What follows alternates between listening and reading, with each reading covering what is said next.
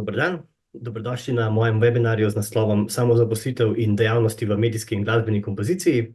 Sem Gašper Muženič, sem samozaposleni skladatelj in aranžer glasbe in zdaj po študiju na Ljubljanski akademiji za glasbo se profesionalno ukvarjam s pisanjem glasbe. Večinoma pišem glasbo za medije, se pravi glasbo za filme, televizijske oddaje, videoigre, ampak pišem pa in aranžiram tudi koncertno glasbo, recimo. V tem webinarju bom govoril na splošno o vodenju svojega posla kot skladatelj, o statusu samozaposlenega na Ministrstvu za kulturo, o tem, kako lahko iščete projekte, na katerih potem delate, kako svojo ceno postaviti oziroma kakšna je finančna situacija. Na koncu pa bi rad se še malo usmeril v nekakšne splošne nasvete. Delil bom večinoma neke smernice, ker je v tem poklicu praktično vsaka kariera pa drugačna. Ni neke ustaljene, ali pa mogoče so prave poti, ki jih lahko sledite. Vsak od vas bo prek različnih projektov prišel do neke svoje ravni, delal z drugimi ljudmi in pač na splošno ne moramo govoriti o neki standardni zaposlitvi v umetniških poklicih. In nasveti, ki bom jih dal, upam, da vam bodo pomagali, upam, da bodo koristni.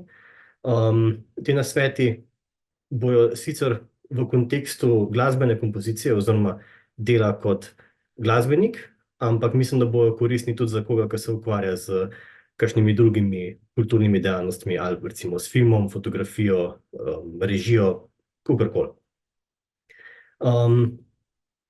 Jaz bom probal dati tudi neke splošne nasvete, ne glede na to, ali ravnokar zaključujete študij, ali ste še mogoče na začetku študija, ali pa če niste študirali, ali pa če ste že dolgo nazaj zaključili študij. Skratka, probam dati neke nasvete, ki vam lahko pač pomagajo. Zdaj, nekateri se bodo osredotočali bolj recimo ali na študijski ali pa na takoj po študijski čas, ampak upam, da bo za vsakega nekaj koristnega. Se pravi, ko se odpravite na svojo samostojno pot v poslovnih vodah, v umetniški dejavnosti, prva stvar, ki jo rabite, je, da imate nek poslovni načrt. Se pravi, v primeru glasbe je to, da premislite, kakšno glasbo sploh pišete, kaj vas zanima, v čem ste dobri, kakšno glasbo bolj pišete hitreje in mogoče na katerih področjih ste šibkejši. Zelo pomembno je tudi, da pa premislite, kdo bo to glasbo potreboval. Recimo, če ste zelo dobri v orkestrski glasbi, kdo so vaši potencialni naročniki, kako pridete v stik s temi ljudmi. In pa potem, ko recimo si razčistite te stvari, je pomembno, da premislite, a imate vso potrebno opremo, a ste pripravljeni na delo. Recimo, če naslednji dan dobite neko naročilo, a imate vse, kar potrebujete, da lahko profesionalno v roku izpeljete to naročilo na nekem nivoju, da boste vi in vaši naročniki zadovoljni. In če slučajno niste pripravljeni, koliko stroškov boste imeli recimo s tem, a vam manjkajo inštrumenti, a imate vso opremo, a je računalnik tako nastavljen, kakor je, a imate programe updatane. Se pravi, koliko časa in koliko denarja boste mogli vložiti, dokler nimate vsega, kar rabite. Zdaj, pomembno je vedeti, da če zaključite študij, prej, ko ste se ukvarjali recimo s pisanjem glasbe, je bilo to v okviru nekih študijskih obveznosti, mogoče predtem še kot hobi, ampak zdaj, če hočete pač zaslužiti, se je treba lotiti tega na bolj profesionalen, organiziran način. In žal to ne pomeni, da sami pišete glasbo, ampak da v bistvu vodite podjetje. Pač vi sami postanete na nek način firma. In žal resnica je, pač en kliše govori, zdaj številke se razlikujejo, ampak da ko se začnete profesionalno ukvarjati s tem, boste recimo 60% časa uporabili za vse druge stvari kot pisanje glasbe in 40% potem za dejansko stvar, za katero ste se izobrazili, a pa recimo 70-30. Zdaj, kar nekaj resnice je v tem. Pač v vodenju svoje dejavnosti boste mogli odgovarjati na maile, ampak bom tako povedal, ogromno enih podpoklicev imate zraven, pa čepic, ki si jih boste mogli nadeti vsak dan. Recimo, boste ne samo direktor svojega podjetja, tudi če ste samo vi zaposleni formalno, ne, boste zraven še kurator svojega dela, ste vodja odnosov z javnostjo, delate ves marketing, ste svoj pravnik, recimo, svoj računovodja, finančni direktor, skrbite za vso tehniko, kar pomeni, da imate pač čez vse računalnike, IT, spletno gostovanje, menedžete svoje socialne medije, spravi vse profile, kaj objavljate gor, ste svoj web designer, prej sem omenil spletne strani, vodite svoje arhive, se pravi vse te stvari, preden ste šele na koncu, bi rekel, umetnik. Vse te stvari so pač posamične službe in jih žal morate upravljati sami, kot edini, ki ste zaposleni, vsaj na začetku svoje poti. Zdaj, na začetku ni neke potrebe po sodelavcih, da bi to outsourcali nekomu. Sčasoma lahko pač najdete ali po potrebi, se pravi, da je projekt, ki ga dobite, tako velik, da morate sodelovati z nekimi, recimo, podizvajalci. Recimo pri glasbi bi to bili asistenti, orkestratorji, snemalci mogoče. Ampak za začetek bi rekel, da je zelo koristno, da najdete dve osebi, ki vam lahko pomagajo. To sta računovodja in pa pravnik. Ni treba, da jih imate non-stop pač najete. Vsaj za začetek bi rekel, da je skoraj obvezno, da se z nekom dobite, se pogovorite, imate en pač uvodni sestanek, kjer vam lahko razložijo stvari, ki jih potrebujete. Posebej za računovodjo vam pač toplo priporočam. Zelo dobro poznajo pravni sistem, vse zakone, vse predpise, ki so v ozadju, in to je pač celoten posebej študij, ki bi ga mogli narediti, da se res lahko poglobite v to. In je pač toplo vam priporočam, da recimo vsaj računovodjo najdete in potem še enega pravnika, s katerim lahko otvorite eno osnovno pogodbo. O tem bom malo več kasneje povedal. Ampak recimo se bom kar na pogodbo zdaj, če sem že prišel do tega. Eno standardno pogodbo si morate urediti. Pri tem mora biti nujno navedeno glede vaših pravic, avtorskih pravic. Mora biti noter tudi vse zapisano o raznih revizijah. Dobro je, da imate neko klauzulo za zapadlost pravic, recimo, če napišete glasbo za nek film in ta film nikoli ne pride do konca produkcije. In recimo pač, skratka, to sta dve nalogi, se pravi, pri pogodbi vam pomaga neka pravna služba in potem za vodenje računov pač je računovodja, ki vam lahko pomaga, da dejansko denar, ki ga boste zaslužili, potem tudi v čim večji meri tudi obdržite.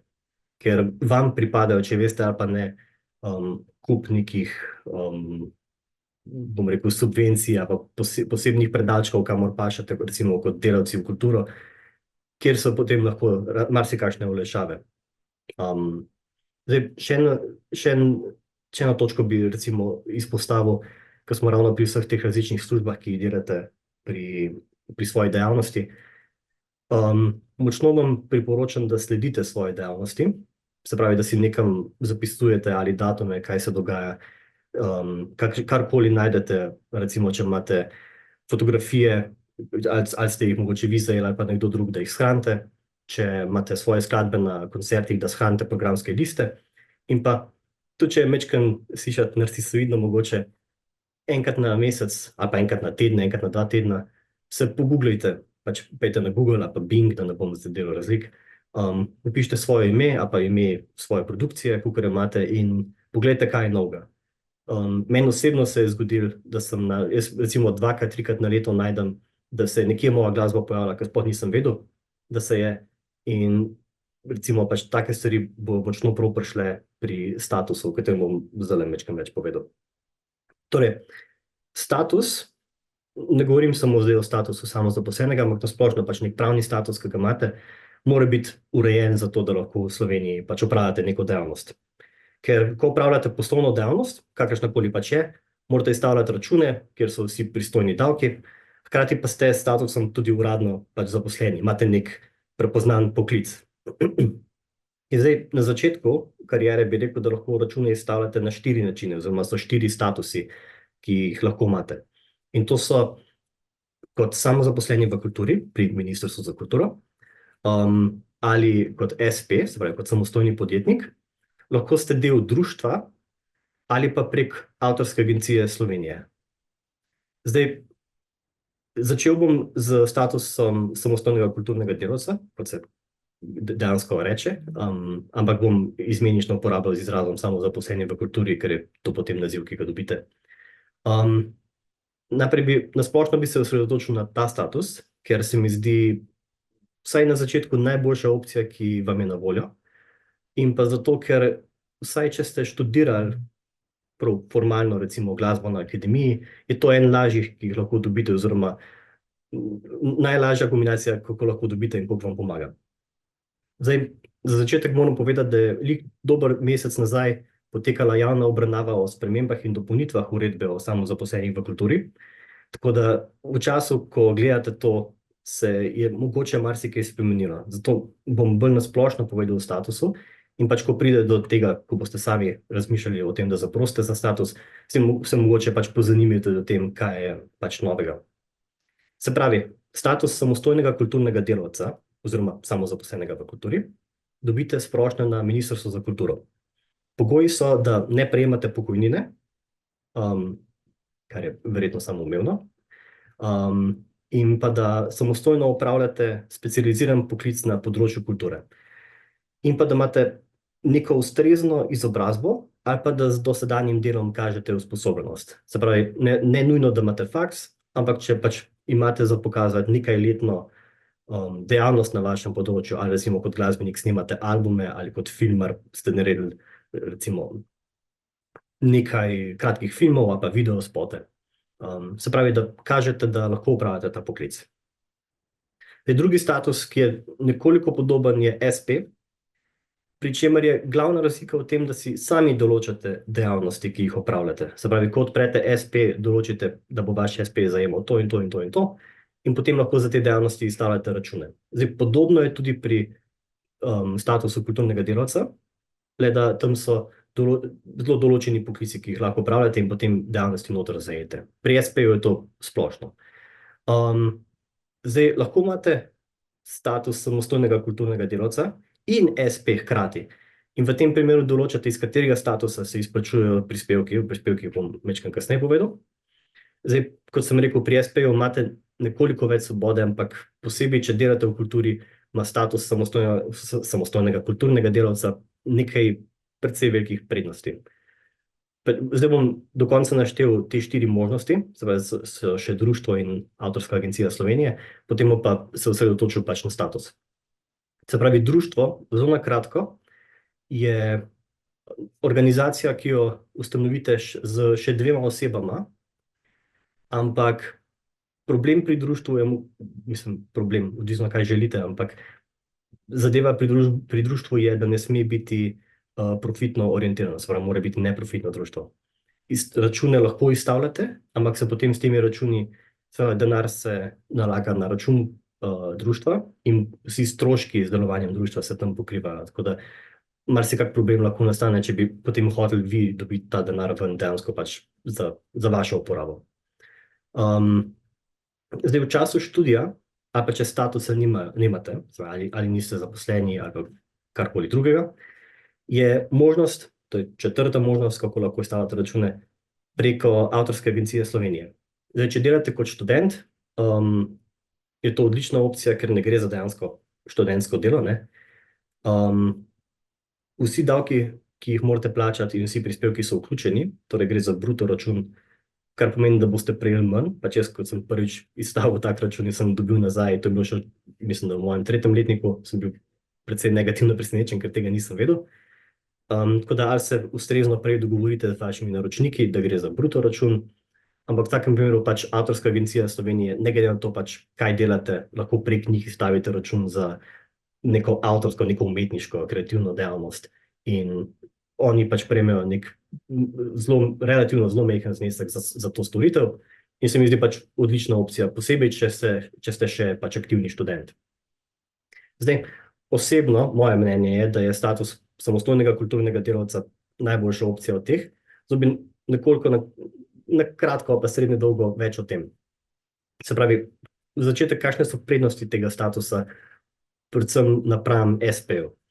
Uradno ste kulturni delavec, kar vam omogoča prijavo na nekatere razpise in natečaje, predvsem preko Ministrstva za kulturo, ste v razvidu navedeni, imate recimo pravilo do bolniškega nadomestila, se pravi do neke bolniške, kjer pač, ko ste bolni in ne morete svoje dejavnosti opravljati, dobite neko dnevno nadomestilo, finančno, in pa, kar je največja prednost po mojem, imate možnost prijave oziroma pridobitve pravice za plačilo prispevkov za socialno varnost. Zdaj, do te pravice pridete z ločeno prošnjo. Se pravi, najprej pošljete neko prošnjo na ministrstvo, zato da status dobite, potem pa to pravico dobite z ločeno prošnjo in ta pravica vam omogoča, da namesto, da sami plačujete prispevke, se pravi, prispevki so za obvezno pokojninsko in invalidsko zavarovanje, mislim, da za starševski dodatek in pa za obvezno zdravstveno zavarovanje. In namesto, da vi plačujete to, ta strošek, mesečni strošek za vas krije Ministrstvo za kulturo. V času snemanja, to je avgusta 2024, je ta prispevek okrog 540 evrov, plus minus 10. In pravico plačevanja prispevkov lahko dobite samo, če imate status samozaposlenega v kulturi, ter potem pač po tej prošnji, če komisija na ministrstvu presodi, da vaše delo v zadnjih 5 letih predstavlja nek ali izjemen kulturni prispevek, se pravi, če ste zelo uspešni pri svojem kulturnem delu, ali pa če nasplošno imate nek prispevek k razvoju področja svojega poklica. Ta pravica se, tako kot status, to mogo prej povedati, status samozaposlenega v kulturi traja 5 let, se pravi, od takrat, ko se vam dodeli, traja 5 let in potem se ga podaljšuje. Tudi ta pravica plačevanja prispevkov se podaljšuje na 5 let, izgubi pa se pod pogojem, to je zelo pomembno zdaj, da če boste presegli dohodkovni cenzus, se pravi, če v 3 letih, na 3 leta se gleda, in če v 3 letih sešteto povprečno na leto zaslužite več kot, mislim, na 21.200 evrov. Se pravi, v 3 letih seštevek vsega, kar zaslužite, ne sme biti nad, se pravi, krat 3, 63.600 evrov na leto, tam nekje. Se pravi, kot sem omenil, status samozaposlenega kot to pravico plačevanja prispevkov dobite z 2 ločenima prijavama na Ministrstvo za kulturo. Previdno pregledajte, za katere poklice se prijavljate. Kot sem na začetku povedal, jaz sem vam status kot skladatelj in aranžer, zato ker pač ne samo zato, ker glede na vašo uspešnost in prejšnje delo na teh področjih, ki si jih izberete, vam dodelijo status in pravico do plačevanja prispevkov, ampak tudi za te dejavnosti lahko potem kasneje izstavljate račune. Mislim, da imate lahko do 3 te poklice, ampak pač preverite v času, ko se prijavljate. Na splošno izpolnite prijavo, izberete te poklice in potem v prilogi dodate vse, kar je relevantno za vas. Se pravi, to so vaš portfolio, vsi dokazi, da se vaša dela izvajajo ali uporabljajo, se pravi, neke programske liste, kritike, omembe v javnosti, objave, fotografije, posnetki, če jih imate, se pravi, ali posnetki skladb, ali datoteke filmov. Se pravi, to je tisto na začetku, ko sem povedal, da je zelo dobro, da si dokumentirate, kje se pojavljate, ker s tem pač nekako dobesedno dokažete, da se res ukvarjate s svojo dejavnostjo. Se pravi, vsi te projekti, ki jih nabirate, imajo neko odmevnost, upamo, ne? Kako pa dobiti te projekte? Zdaj bi šel v drug del dejansko pač, kako iskati projekte, kako poteka delo in nasplošno, kako poteka mreženje oziroma networking s tujko. Zdaj, žal, delo v kulturi ni neka tipična služba z redno zaposlitvijo, kot sem povedal na začetku. Mogoče z izjemo večjih projektov, če boste delali v primeru medijske glasbe, je to celovečerni film ali pa serija, ali pa recimo večja videoigra, karkoli, ker ima pač mogoče nad pol ure ali pa 1 uro glasbe. Z izjemo tega je delo samostojnega umetnika večinoma sestavljeno iz ducatov manjših projektov skozi celo leto. Se pravi, kup enih projektov, aranžmaji, majhne skladbe, pesmi, in vsaka traja od 2-3 dni do kakšnega tedna. In potem iz enega projekta v drug projekt in tako naprej. So obdobja, ko je dela manj, in pa so obdobja, ko se boste dobesedno utapljali in kumi svojega po domače. In organizacija je zelo težka, ker ponavadi so te roki zelo kratki, vsaj pri glasbi. Glasba je dostikrat pač nekje pri medijski kompoziciji, recimo nekje na zadnjem mestu, ampak bolj pri koncu procesa in ni veliko časa, da se zadeve zaključijo. Zdaj, novo delo, se pravi projekte, večinoma dobite preko mreže poznanstev, ki jo imate. To je žalostna resnica. Zelo malo je razpisov, kamor se lahko neodvisno, anonimno prijavljate in vas izberejo glede na vaše sposobnosti. večinoma pri vseh umetniških področjih v Sloveniji je tako, da gre za neko majhno področje na še manjšem geografskem območju in gre za neko specializirano delo in to pomeni, da se vsi ti ljudje večinoma poznajo. Kar pomeni, da svoje projekte boste večinoma, če poznate ljudi, dobili od njih. To je pač samo dejstvo. Najboljše je, da te določene stike navežete že v času študija, ker si pač, recimo v primeru Akademije za glasbo, boste na predmete hodili z drugimi inštrumentalisti, dirigenti, strokovnjaki za recimo sakralno, medijsko glasbo, kakorkoli. In predvsem pač na študiju, ko ste v razredu skupaj, si ne samo, da si delite prostor in čas skupaj, ampak tudi pogosto sodelujete že na študijskih projektih, recimo študijskih projektih, ki jih potem lahko imate kot del portfolija oziroma za prijavo za ministrstvo, recimo.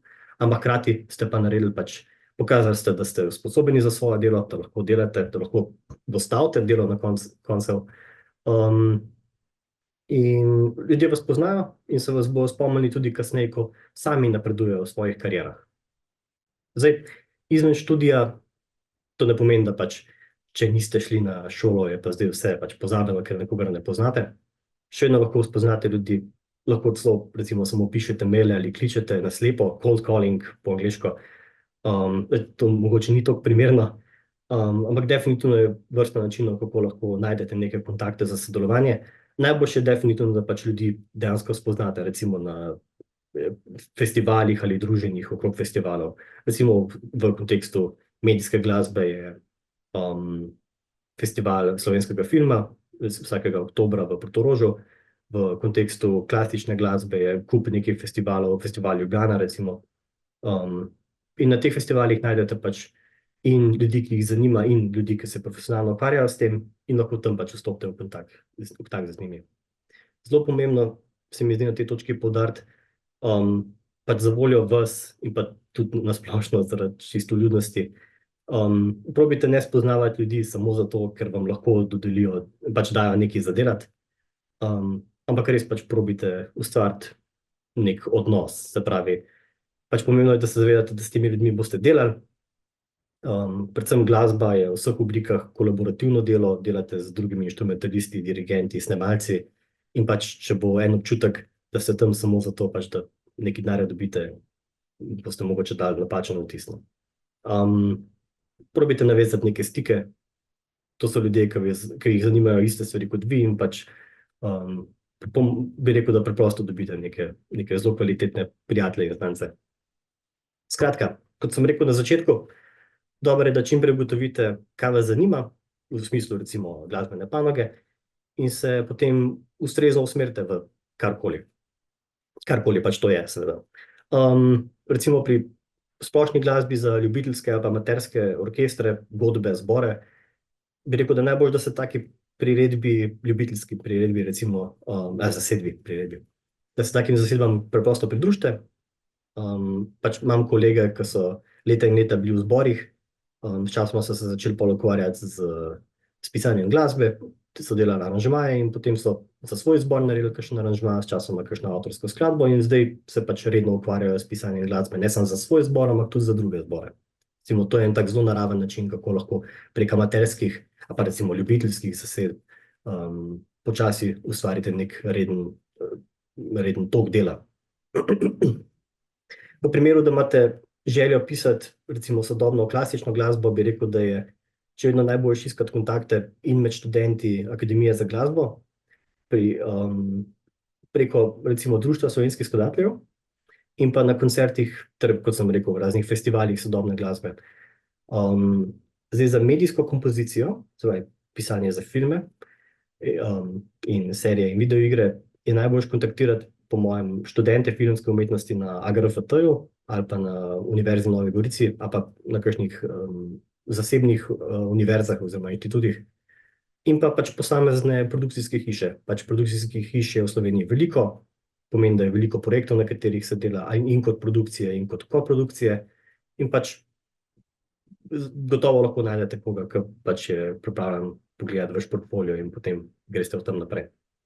Predvsem na začetku je žal tako, da je iniciativa na vas, se pravi, morate vi stopati naprej, vi se morate predstaviti, Potem pa časoma, pač ko si tudi ustvarite neke renome, neko ime, začnejo dela naročati pri vas in potem rata pač celotna pot lažja, no. Zdaj, rekel sem, da večinoma dobimo delo glede poznanstev, glede svojih mrež, ne. Ampak imamo še en zelo koristen vir projektov, to je internet.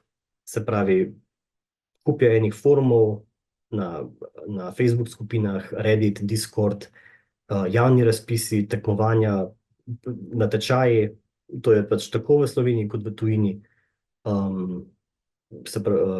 Klici za sodelovanja, multimedijski projekti, pač vrsta enih projektov je, ki se dogajajo vsak dan in vsaj po mojih izkušnjah so to odlični kraji, kjer lahko najdete pač delo iz celega sveta.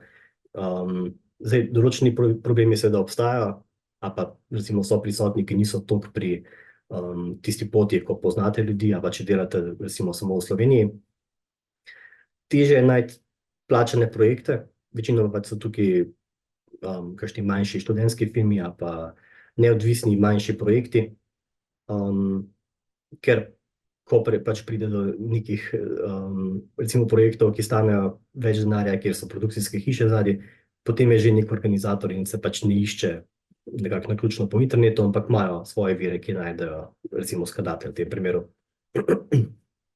Problem je tudi, da tekmujete z desetinami, če ne stotinami drugih skladateljev, tako da rata zelo pomembno, kakšen portfolio imate, kako se predstavite in pa pač ogromno sreče zraven. Zdaj, tukaj je dober primer, mislim, tukaj je dobra tehnika shotgunninga, kot se reče, se pravi, da sam prijavite se na kakor stvari lahko najdete in preprosto pač po statistiki, če je vse v redu z vašim portfolijem in z vašim delom, če je na nekem nivoju, statistično gledano boste dobili nekaj odgovorov in potem iz teh nekaj odgovorov dobite nekaj dela. Tako da to je nek mogoče potencialen vir dela. Zdaj, to so bili viri dela, kako pač dobite. Rad bi na hitro omenil še, kaj so dejanska dela, ki jih lahko delate. Ker včasih se pač usmerimo, recimo rečemo, delati bomo klasično glasbo in potem se pač pod splašnicami usmerimo, da jaz bom pisal glasbo pač z notami in potem bom dal inštrumentalistom in to se bo izvajalo in jaz bom tako pač preživel. Zdaj, ko delate, super je, če lahko pač preživite in ste pač tako izbirčni, ampak resnica je, da dostikrat pač najdete vrsto enega drugega dela ali pa prestopate med različnimi deli po potrebi. Mogoče se najdete, da vas druge stvari zanimajo. Poznam ljudi, ki so začeli kot glasbeniki in zdaj delajo kot orkestratorji, ali pa začeli so kot dirigenti in zdaj delajo kot aranžerji in tako naprej. Pač normalno je, da se premikate med različnimi disciplinami v svoji panogi. Recimo, tudi če izpustimo najpogostejše delo v glasbi, to je in tudi najbolj profitabilna dela v glasbi, to je, da glasbo igrate, izvajate in pa da delate v pedagoškem procesu. Se pravi, poleg teh dveh imate recimo v klasični glasbi, se pravi v nekem koncertno-umetniškem udejstvovanju, imate se pravi priložnost pisati glasbo za solo izvajalce, za neke komorne zasedbe in neke velike sestave, se pravi, ko sem rekel, orkestre, zbore, pihalne orkestre, godbe. Zdaj, prvi dve skupini, se pravi, razne komorna dela, se večinoma delajo prek privatnih naročil, prek natečajev mogoče. Druga skupina, se pravi, te večje skupine so pa, se pravi, amaterski in profesionalni simfonični pihalni orkestri, zbori. V tem primeru se včasih delo najde preko natečajev, drugače gre pa, bi rekel, kar večina teh naročil preko Društva slovenskih skladateljev, preko društev, se pravi, manjših zasebnih društev, preko natečajev, preko tekmovanj in pa tudi sčasoma potem, predvsem, ko si naredite neko ime preko osebnih naročil. Bi rekel, da več raznolikega dela je mogoče v medijski kompoziciji, če grem zdaj še v to. Od filmov, kratkih študentskih filmov do celovečernih, kot sem rekel, kupijo enih produkcijskih hiš v Sloveniji in v Evropi in po celem svetu. Imate televizijske oddaje, na katerih lahko delate, lahko pišete glasbo za zvočne oziroma glasbene knjižnice, ker je potem glasba prepuščena za licenciranje. Lahko pišete glasbo za videoigre, za razne interaktivne vsebine, recimo predstavitve v muzejih. Potem je teater, se pravi, dramska igra, VR, se pravi virtualna realnost, AR, oziroma augmented reality, augmentirana realnost, audio knjige, potem imate oglaševanje, reklame, ne samo pač na TV, radio, tudi na spletu, prek banerjev, pop-upi. Prek oglaševanja se spomnimo lahko na YouTube, na druge spletne vsebine, ambientalna glasba, skratka pač kup ene glasbe, ki jo lahko pišete in bi rekel, da pač paše pod nekakšno nadpomenko medijske kompozicije. Potem imate pa še vrsto nekih stranskih, recimo pomožnih dejavnosti, od pač poleg izvajanja glasbe, imate aranžiranje, orkestracijo, dirigiranje, lahko korepetirate v recimo v operi na konzervatoriju, lahko transkribirate note oziroma pač prepisujete iz posnetka, prečiščujete MIDI zapis, predvsem pač medijski skladatelji vas bodo pogosto najeli, če boste to delali.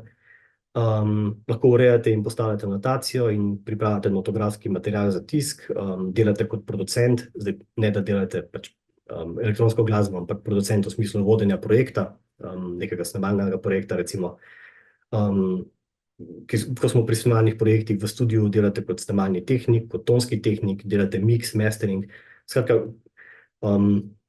kot profesionalni glasbeniki imate kup enih spretnosti, ki so v bistvu same zase lahko nek samostojni poklic in pač sčasoma se lahko usmerite tudi pač v tako delo, bi rekel. Tako da, karkoli je izven tega, bi rekel, da si lahko ustvarite neke svoje priložnosti. Se pravi, če ne najdete nekih poznanstev, nekih takih virov, mogoče lahko sami s kolegi naredite festival sodobne glasbe, tudi če traja en dan, recimo, pa je serija koncertov, lahko najdete kolege, da posnamete film, ali pa če poznate kakšne znance, ki se ukvarjajo z delanjem kratkih videoiger, manjših videoiger recimo, pač kup enega dela lahko sami ustvarite, oziroma nekih priložnosti, v okviru katerih potem sami pišete glasbo. Tako da pač premislite, kaj je vam dostopno, kakšne ljudi vi poznate in kaj je vam mogoče udobno, koliko ste pripravljeni stopiti mogoče ven iz neke cone udobja, da pač prijete do tazga dela. Torej, to vse je neko različno delo, ki ga lahko upravljate. Zdaj bi se posmeril na mogoče najpomembnejši del, kako ste pol plačani za to. Na splošno pri delu imate dva dohodka. Nekje je honorar, se pravi, kar dobite takoj, potem imate pa še pasivni dohodek v obliki tantiem iz avtorskih pravic. Se pravi, glavni vir bi rekel, da je vaš honorar. Se pravi, to je to plačilo, ki ga dobite, ko projekt zaključite. Najprej bi rad poudaril, tukaj boste dobili, bi rekel, veliko različnih nasvetov, ampak moj nasvet bi bil, da ne delate zastonj, če se le da. To je dodatek, če se le da, ne delate zastonj. Iz nekaj razlogov, jaz bom naštel 3. Prvi razlog je, da je vaše delo, se pravi to, da naredite glasbo v tem primeru, specializirano, zahteva ogromno enega časa in ogromno nekega znanja ter opreme. Vi imate pač dostop do te opreme, imate to znanje, imate nek okus, ki ste ga ustvarjali skozi leta, mogoče desetletja dela, in vse to ima neko svojo ceno. Pač vi predstavljate nekoga, ki je dosti časa, dosti truda vložil v to in pač ta trud si zasluži biti, in v bistvu vaša ekspertiza si zasluži biti plačana. Ker imate nek tehten doprinos pri delu. Zdaj, tukaj bi mogoče sam dodal, te nasveti so večinoma za medijsko kompozicijo, pač bolj samoumevno je, ker pač da ste plačani, če delate za nek klasični projekt, ker to je tisto, kar dejansko je pač predstavljamo. Se pravi, drugi razlog, zakaj ne delati zastonj. Če delate zastonj, na začetku težko s časoma začnete računati. Beseda se bo razširila, pa ne nujno med ljudmi, ampak na splošno, recimo, če dobro poznate nekega režiserja, naredite kratek film zastonj, naredite še en kratek film zastonj in potem pride malo večji film, pač težko boste kar naenkrat postavili pogoj, da boste delali za plačilo. Ja, mogoče bo nek občutek dolga, občutek dolžnosti, ampak to niso občutki, na katerih se pač neki zdravi poslovni odnosi tvorijo. Dobro je pač na začetku, ali če delate na zastonj projektu, da že na začetku postavite neke pogoje, kako in zakaj, ker ko enkrat naredite nekaj zastonj za nekoga, pač težko je zracionalizirati na njihovo mesto, da bo naenkrat rekel, ok, zdaj pa za drug projekt bo pa to več plačal. Ali pa to je podoben problem, če zelo nizko postavite ceno. Pač, ko naenkrat navijete, na uni točki ste že dali vedeti nekomu, da ste pripravljeni to narediti močno pod ceno. In tretji razlog, ko smo jih pod ceno, če delate zastonj, se na splošno vrednost celotnega našega dela, ne samo pač vašega kot skladatelja, ampak tudi potem mojega in naših kolegov, znižuje.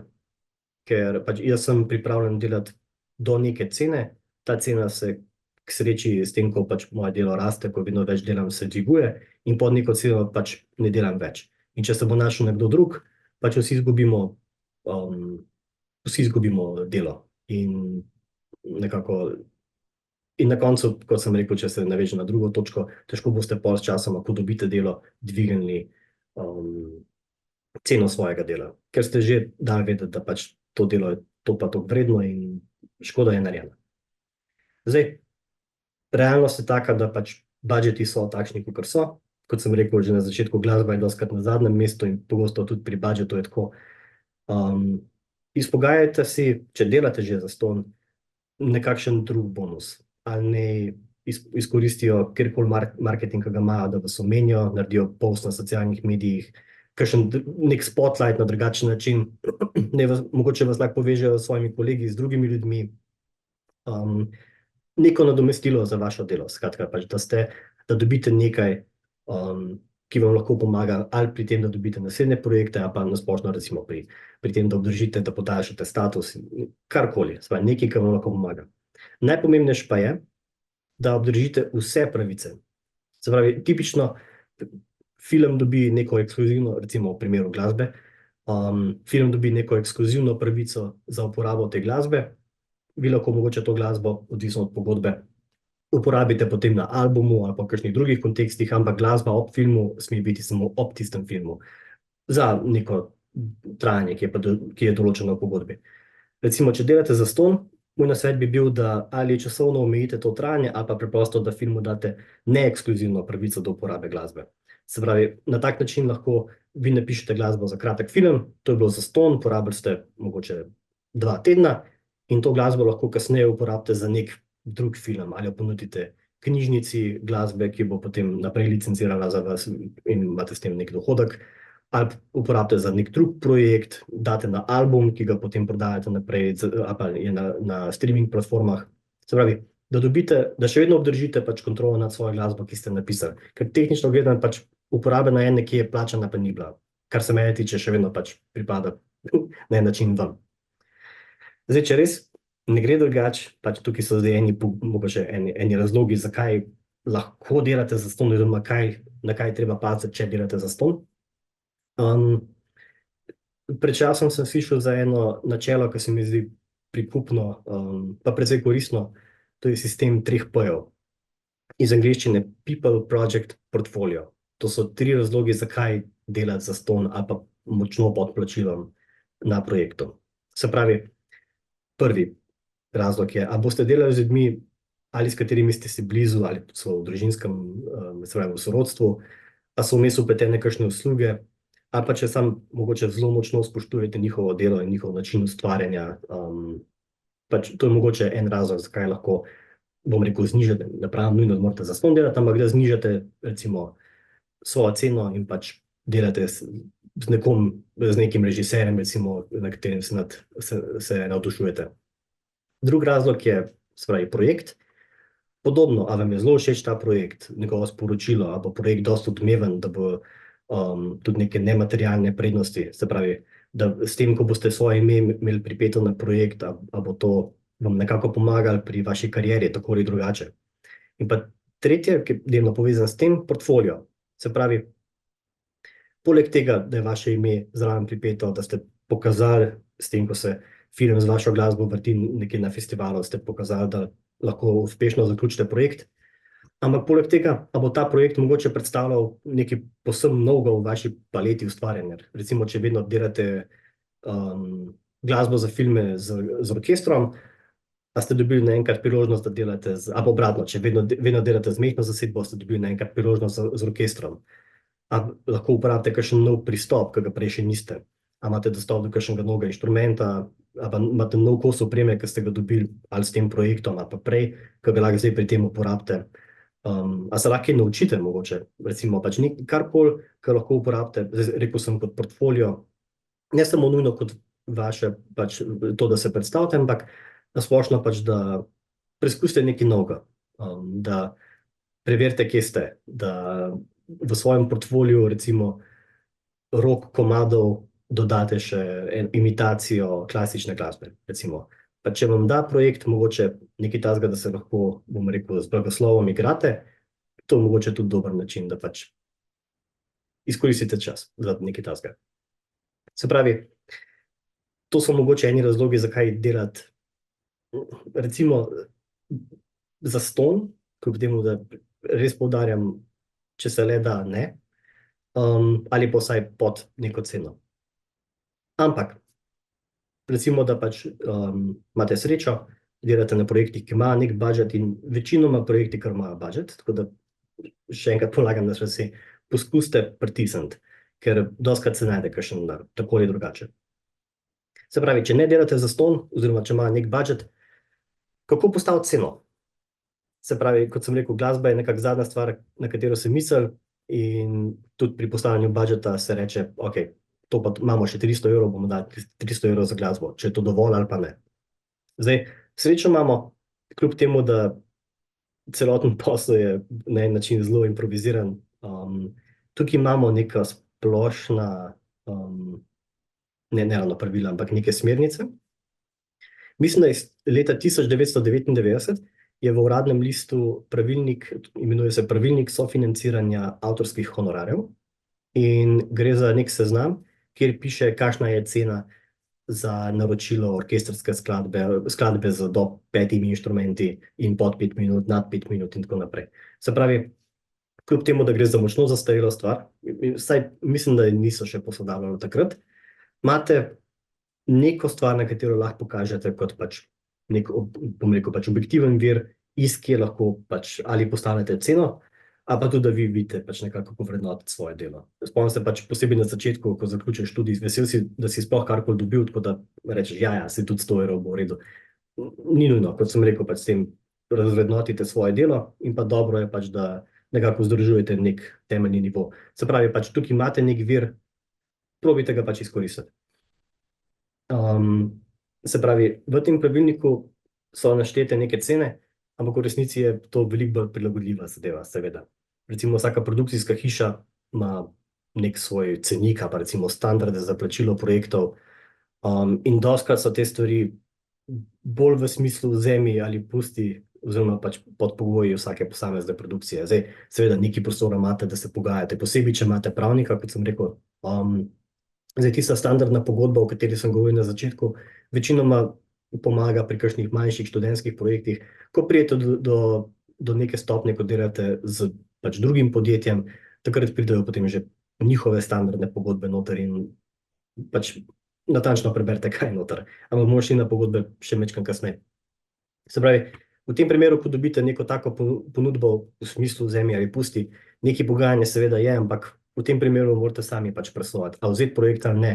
Glede na pač projekt ali pa na takratno situacijo, ali imate ogromno dela, ali je finančno zelo ugodno za vas, ali lahko zavrnete projekt, ali ga ne morete.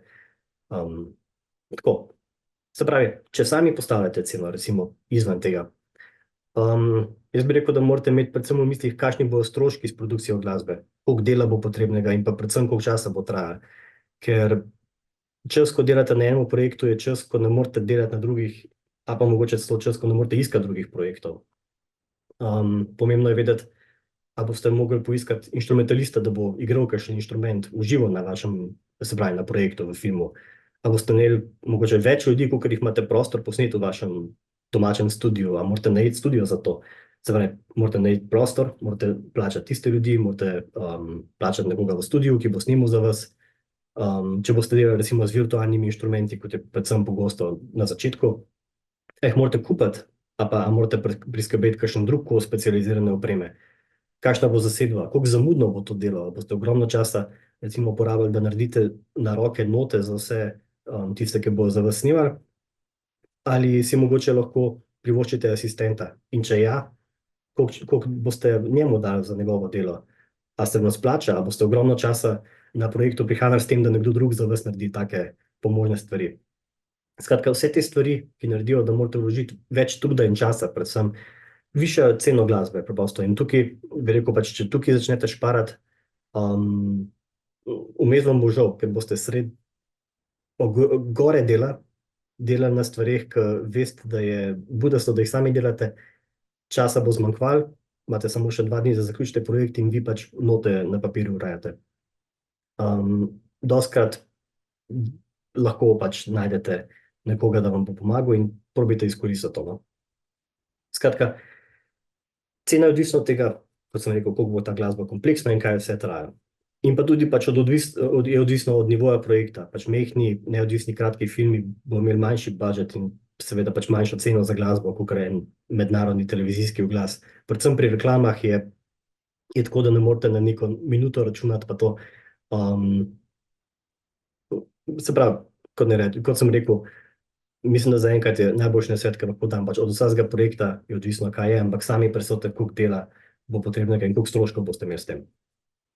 Kot sem pa rekel, pač še enkrat bi poudaril, zadnja stvar je, imejte v mislih dejstvo, da cena ne zaobjema samo te opreme pa vašega dela, ampak tudi so vaše strokovne znanje, vaš okus, vaš občutek za pisanje glasbe, dostop do opreme. In je pač pomembno, plus seveda, pozabil sem, morate upoštevati še, da imate tudi vi vsakodnevne stroške vodenja svoje dejavnosti, pač od najemnine, stroškov vode, elektrike, interneta, obraba opreme, recimo, če nimate plačanih prispevkov strani ministrstva, morate sami svoje prispevke plačevati. Skratka, to so eni dodatni stroški, ki jih morate imeti v glavi, ko postavljate ceno. Ne gre samo za to, da toliko pa toliko lahko računate, ker toliko se vam zdi fajn, ampak morate preživeti kot pač vodja dejavnost. Zdaj, kako postaviti ceno? Načeloma se cena, ali pa pogosto se postavlja na minuto končane glasbe. Jaz bi rekel, da je dobra smernica za začetek 100 € na minuto, to je pač na minuto končane, miksane, pripravljene glasbe, ki se jo lahko samo da v film. In od tukaj naprej pač dalje prilagajate glede na prej omenjene faktorje, glede naročnika, glede budžeta, ki ga ima na voljo. Zdaj, situacija z klasično glasbo je tako, da ni nujno na minuto, dostikrat recimo neka tarifa do 4 ali do 5 minut in potem druga več, ampak bi rekel, da na splošno cena raste s tem, ko je več inštrumentov, večja kompleksnost in pa seveda pač na budžet ali posameznika ali zasedbe, ki naroča delo pri vas. Zelo pomembna pri postavljanju cene oziroma tudi na splošno pri pogodbi pa se mi zdi, da situacija s pravicami. Kdo obdrži katere pravice, oziroma pomembneje, natančneje, kdo dobi pravico izkoriščanja vašega avtorskega dela. Se pravi, v teoriji vse pravice, razen pravice uporabe dela, pripadajo vam. Bom majčkeno kasneje bolj podrobno o pravicah povedal. Skratka, če delate za nek kratek film glasbo, ponavadi vse pravice dela, razen to, da je glasba v filmu, pripadajo vam. Glasba uporabe v filmu potem pripada produkciji, seveda, da lahko glasbo uporabijo. Ampak v praksi, žal posebej zadnje čase, ni vedno tako.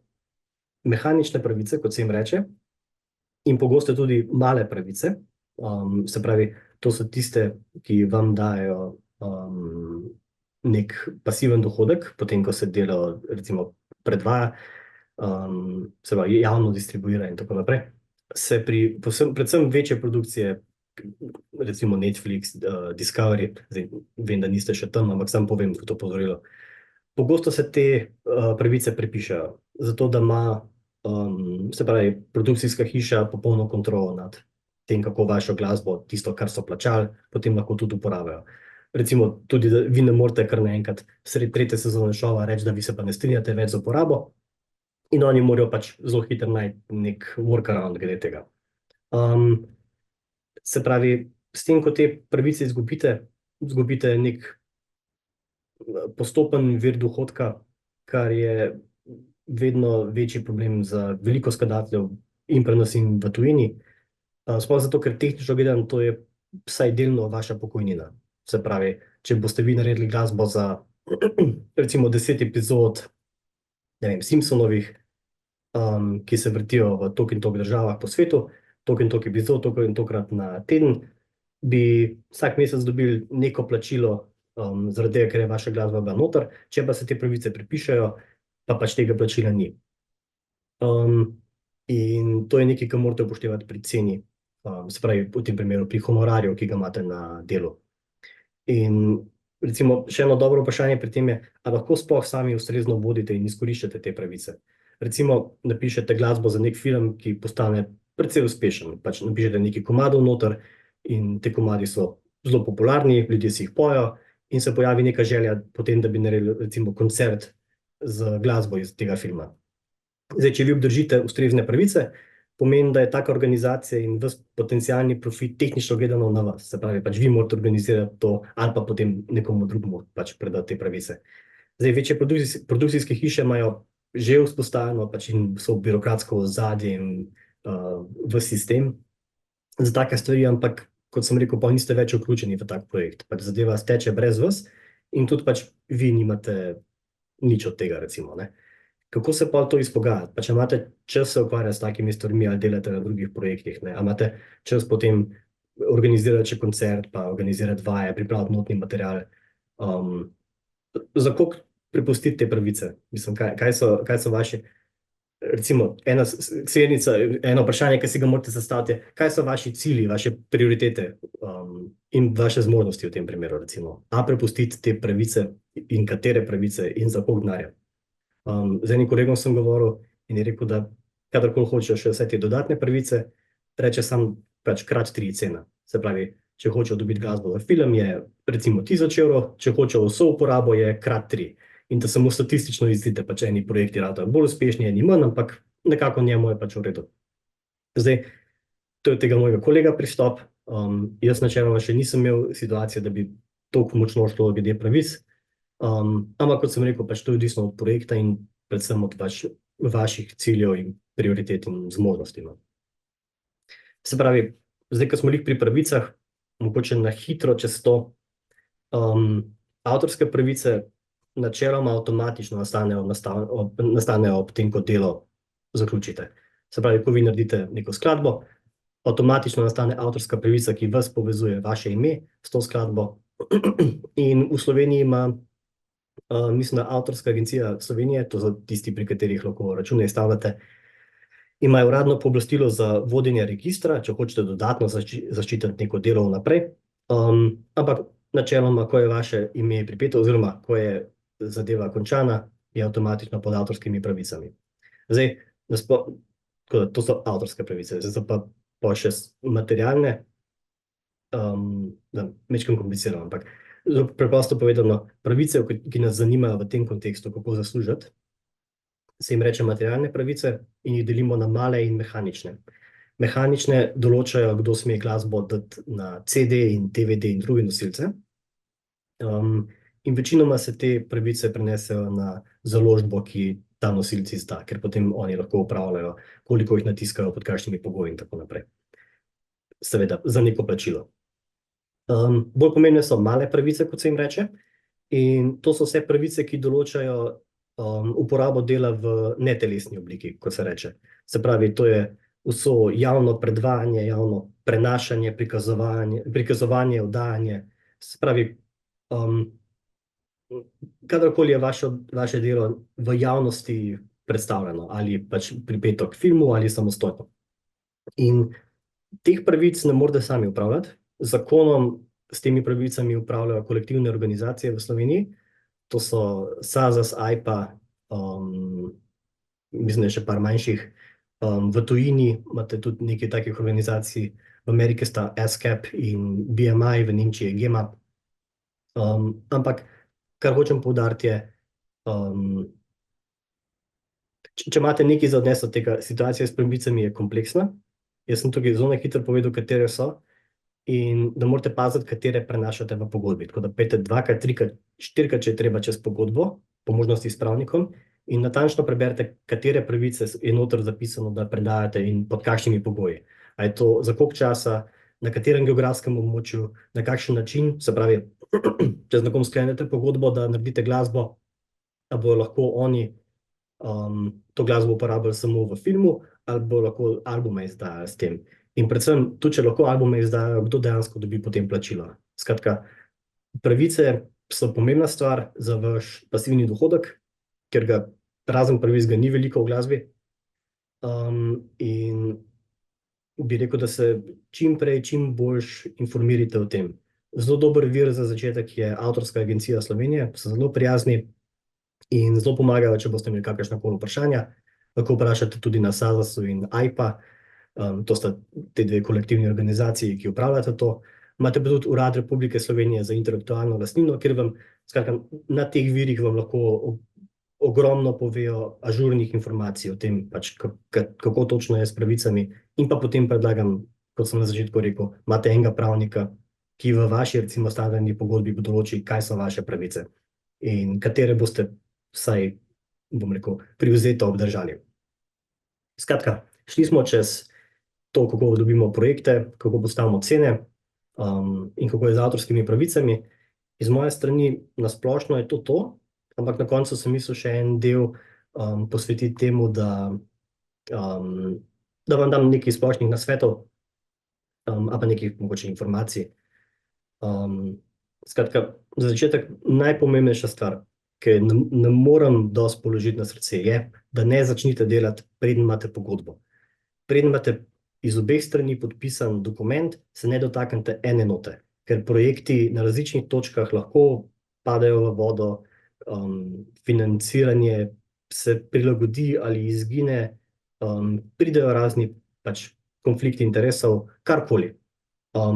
Skratka, dokler nimate podpisane pogodbe v rokah, ne začnete delati na glasbi, ker do takrat niste formalno zaposleni. Slišati je samoumevno, ampak marsikdo se opeče, sploh ko si na začetku zelo entuzijastičen, da si sploh dobil projekt in še plačen je bil, obljubili so vse in še več in potem na koncu ostaneš z, ne vem, 15 minutami glasbe, ki si jo ful hitro naredil v 5 dneh in na koncu nimaš kaj s tem narediti. Če najdete projekt na, recimo, internetu, a pa če se vam zdi, da je situacija na malo trhlih nogah, priporočam, da date v pogodbo nek avans, recimo 50% denarja takoj in potem 50%, ko končate, oziroma koliko se dogovorite, tako da je vam udobno. Ko smo bili pri pogodbi, druga stvar, ki tudi ne morem dosti poudariti, je, da date v pogodbo, se pravi, ali če je vaša standardna pogodba, ali pa če je pogodba za nek projekt, da noter date revizije. Se pravi, s časoma, ko boste delali, komu ne bo všeč, kakšna je skladba, pa da morate tam popraviti, pa tam je malo predolgo, pa tako. Vse to, dajte v pogodbo, koliko stane. Recimo, za plačilo, za katero ste dogovorjeni, naredite 3 manjše revizije, zraven zapišite, kaj pomeni manjša revizija, in eno večjo revizijo, in potem je, recimo, cena popravka tok in tok na minuto, odvisno od vas, pač kakšne so vaše želje, ampak zaščitite se, ker lahko pride pod situacije, ko bi popravljali nedogled in na koncu ste v bistvu napisali ne 10 minut, ampak 35 minut glasbe za en projekt in pol oni nekaj uporabijo, kar je. In ko smo bili pri tem, par dni nazaj sem govoril s kolegom, mogoče dajte v svojo pogodbo še neko klauzulo o tem, da mora zadnja glasba iti preko vas. Ker se zgodijo situacije, ko vi oddate delo, vse je bilo narejeno, vse jim je bilo všeč in potem pogledate stvar na televiziji in vidite, da so po svoje zrezali in prilepili. In ker je to vaše delo, vaše ime je pripeto gor, saj delno to tudi odseva na vas, tako da mogoče je vredno razmisliti tudi o tem. Skratka, to bo na kratko o pogodbi. Ko začnete s tem delom, zelo priporočam, da si naredite nek sistem, nek urnik mogoče. To ni zdaj, kot sem rekel na začetku, ali hobi ali pa študijska dejavnost, pač kup enih drugih odgovornosti, ki sem jih na začetku omenil, se bo kar množil, od e-mailov, na katere morate odgovarjati, do vzdrževanja spletne strani, plačevanja računov, urejanja računov. To je kup enih stvari, ki jih boste morali upravljati in boš le v napoto o svoji glasbi. Tako da si naredite nek urnik, mogoče da 2 uri na začetku delate na birokraciji, in potem pač delate dejansko vašo dejavnost. Poudaril bi še, da ta služba definitivno ni šprint, ta kariera je maraton. Mislim, da sem slišal, da je ena splošna modrost, da traja 10 let, da si narediš eno stabilno kariero. In kot sem rekel na začetku, pač ni ravna črta, ne pomeni, da si boste zdaj zastavili, jaz bom delal recimo filmsko glasbo in potem boste delali na kratkem filmu, potem na večjih filmih, potem na mednarodnih produkcijah, potem to in potem na koncu dobite Oskarja. Pač ni nujno, sploh zato, ker pač ni take vrste posel in pa zato, ker ne veste, kaj bo vas zanimalo, kaj bo tisto, kar vas bo mogoče pritegnilo. Mogoče tekom dela ugotovite, da imate zelo radi orkestriranje in boste poiskali več takih del in na koncu se ukvarjate samo s tistim. Tako pač ta kariera ni neka ravna črta, ki si jo lahko začrtate vnaprej, ampak pač neki, nočem reči, da se sam prepustite toku, ampak pustite se presenetiti mogoče, no. Je pa treba paziti, kako kariera poteka. Pač na splošno se poskusite premikati navzgor, pa vsaj vstati, kjer ste. Mislim, da v Hollywoodu velja neka taka ljudska modrost, da si recimo kot skladatelj si toliko dober, kakor tvoj zadnji projekt. Ni nujno, da je povsod toliko strogo, ampak na splošno recimo, če naredite glasbo za 2 zelo priljubljeni seriji in pol kar naenkrat greste na neke majhne neodvisne produkcije, pač bo izgledalo mogoče čudno, bojo gledali pač, kaj se dogaja. In to, kar ne bojo vas vprašali, kar ni nujno, da vas bojo, pač to nekaj sporoča, tako da mogoče vsem s časoma, ne pravim na začetku bi rekel, vzemite vse sorte projektov že samo zato, da vidite, kaj vas veseli in v čem ste dobri, ampak s časoma potem začnite izbirati, katere projekte vzamete in katerih ne. In te projekti se bojo s časoma skozi leta močno spreminjali. Panoga se ves čas razvija, ves čas prihaja nova tehnologija, modne smernice, če jim lahko tako rečem, pa trendi se ves čas spreminjajo. Recimo glasba v filmih je drugačna, kot je bila 5 let nazaj in kot je bila še 5 let pred tem. Neki trendi prihajajo in vse skupaj se zelo hitro spreminja. Nova orodja prihajajo. Skratka, to se daje, bi rekel, ene nove priložnosti, mogoče ene nove niše vam odpira, kjer lahko najdete ali delo, ali pa potencial, da pač naredite nekaj ful novega. In bi rekel, da je vredno nekaj časa, ne nujno vsak dan, ampak tu pa tam, parkrat na mesec, poglejte malo, kaj novega se dogaja, vprašajte kolege, imajo kakšno novo orodje, nove inštrumente, kaj se dogaja na splošno, pač ostanite v stiku s svojim področjem, ker se zelo lahko zapreti v studio in pač delaš svojo zadevo, dokler nisi kar enkrat za časom. Zdaj, ko sem omenil nova orodja, bi se na hitro dotaknil umetne inteligence. Ne bi govoril, kakšno je moje mnenje glede tega, ampak rekel bi, da je zaenkrat prezgodaj, da lahko rečemo, kam se bo zadeva premaknila. Najboljši nasvet, ki ga lahko dam, ampak ki mi ga je udobno dati na tej točki, je, da se izobrazite, kako stvari delujejo in mogoče premislite, ne nujno samo z generativno umetno inteligenco, da bo glasbo pisala namesto vas, ampak razmislite, a je kakšen drug način, kako lahko to naredite, da si mogoče kaj olajšate, pa vsaj da date v nek svoj delovni proces na en etičen, primeren način predvsem. Ampak spremljite, kakšne so možnosti, lahko pač skočite na uporabo tega, potem pač recimo, če bo zadeva prepovedana ali spremenjena ali kar naenkrat plačljiva, morate sami nositi to odgovornost, ampak bi rekel, da na splošno pri umetni inteligenci, tako kot pri drugih orodjih, morate sami zase presoditi, da je to nekaj, pri čemer mislim, da si lahko pomagate s tem. Tako da težko dam nek usmerjen nasvet, recimo. Ampak na splošno spremljite, kaj se dogaja in boste videli. Glede portfolija in vaše, kako se predstavljate svetu. Jaz sem majčkeno bolj staromoden. Jaz mislim, da je dobra ideja, da imaš neko spletno stran, se pravi nek prostor na internetu, kjer točno kuriraš, kaj se gor nalaga. Jaz bi rekel, da si naredite nekakšen portfolio, ali se ukvarjate s klasično ali z medijsko glasbo, je čisto vseeno, ampak naredite mogoče neko selekcijo zanimivih odsekov, zlepite to v nek kolaž 2-minutni in potem to pač uploadate Realcrafter, YouTube, SoundCloud, kup enih servisov, kup enih storitev, kjer lahko pač to naredite. Najbolj pomembna stvar je samo, da čim več ovir, čim več trenja, ki je vmes, da ljudje slišijo vašo glasbo, odstranite. Se pravi, če nekomu date vizitko, dajte gor QR kodo, ne samo naslova, recimo. Ali pa, ko pošljete link, naj ta link pelje nekam, da bo glasba dostopna z enim klikom, ne pa da iščejo po spletni strani. Skratka, čim manj klikanja, čim manj iskanja mora biti. Pač, ko potencialni klienti dobijo vaš kontakt, vaše ime vtipkajo, prvi zatetek na Google je vaša spletna stran, ali pa vaš SoundCloud, in potem en klik stran, prvi, ki se gor pojavi na vašem SoundCloudu, recimo, je vaš portfolio. Čim manj korakov med tem, da vidijo vaše ime in da slišijo, kaj imate za ponuditi.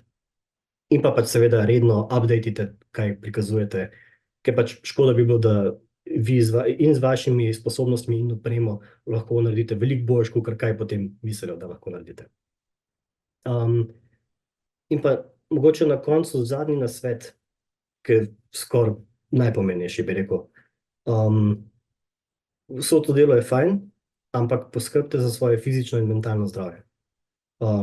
Poskrbite, da boste dobro spali, da se boste ustrezno prehranjevali, da se boste gibali, pač to je zelo sedentarno delo, ves čas sedite v studiu, ves čas sedite za računalnikom, potem greste na vajo in tam sedite in poslušate. In pa vzdržujte neke stike z ljudmi, kdorkoli so, ne samo v industriji, lahko so tudi sam prijatelji. Pač gre dostikrat za zelo samotno delo, kot sem rekel, pač ure in ure sediš v studiu in delaš in v kontaktu si pač ali s tistimi, ki živijo s tabo, svojo družino recimo, ali cimri, in pa z naročniki. In hitro grejo tedni mimo, ko si globoko v delu. Skratka, poznavate si neke realistične standarde in roke, pazite nase, pa na koncu pač samo glasba je. Vsak projekt, ki ga sprejmete, na uni točki je videti kot najpomembnejši projekt na svetu. Pač če tega ne končam, se bo končala, moja kariera je konc. Ampak z redkimi izjemami bi rekel, da je to kadarkoli res. Kariera ne bo konc, tudi če projekt zapade, mogoče boste zamudili dan. Absolutno napravim, da držite se rokov, naredite, kolikor korektno se da, zelo dobro opravite, ampak ne sekirite se toliko, da pač to začne vplivati na vaše zdravje. Ker pač, če vi ne boste v redu, tudi glasbo ne boste mogli pisati in pač ne boste mogli opraviti tega poklica. Tako da, pazite nase, pazite za svoje fizično in mentalno zdravje in pač najte si neko nišo, kamor boste ciljali in se spravite delati. In tako da vso srečo, hvala, da ste si vzeli čas, da ste pogledali ta webinar, upam, da sem vam dal kakšne koristne nasvete. Moje ime lahko pogooglate, moji kontakti so na internetu, če imate kakšne pol vprašanja, še mogoče bolj usmerjena, pa glede vaše kariere, ali pa če hočete samo pokazati, kaj delate, napišite mi kontakt z veseljem, pač bi razlišal še od vas.